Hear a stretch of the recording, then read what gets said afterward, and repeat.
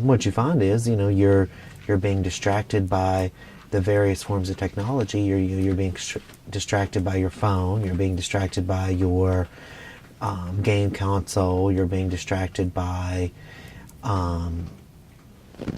computers, iPads, etc. So my TV is directly in front of my bed on top of my dresser, and then my computer is either right next to me on my bed or on the floor, and then my phone is usually right on my pillow if I'm not using it. Before I go to bed, I usually use my cell phone, my computer, and my TV is on all the time when I'm in my room. Usually if I'm on my computer, I'm doing homework, and then I'll have my phone where I'm on Twitter and Facebook and checking my email while watching TV. Right before I go to bed, I'll either be watching TV or on my phone, one or the other, but I'm always using something. I definitely waste time when I'm on my phone.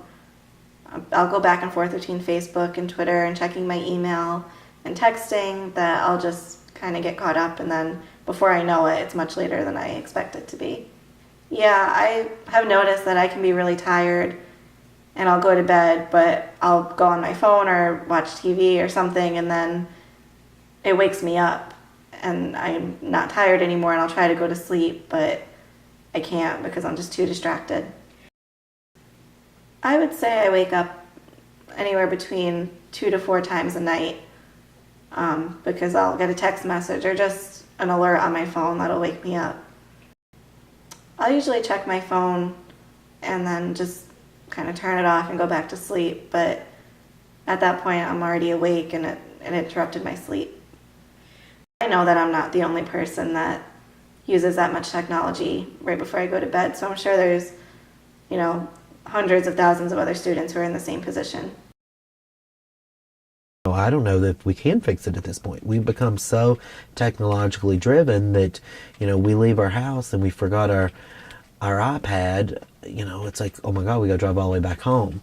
We forget our phone charger and we're at 10% battery. We're in panic mode. And so I don't know if we can fix it, but it's like we're going to have to arrive at some kind of solution to resolve these issues. It's like, it's definitely affecting sleep patterns, which affects mood, which affect productivity, which affect accountability. It's like, I don't know how many times I've been told by my students, I was up till 5 a.m. working on a paper and I slept through my alarm.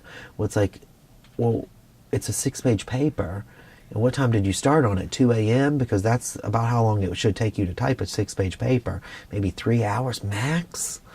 And so, but instead, I know that they've probably been in the library since 8 o'clock, looking at the various forms of, technology. And so it's distracting them. It's decreasing productivity. Indubitably, it's affecting sleep patterns.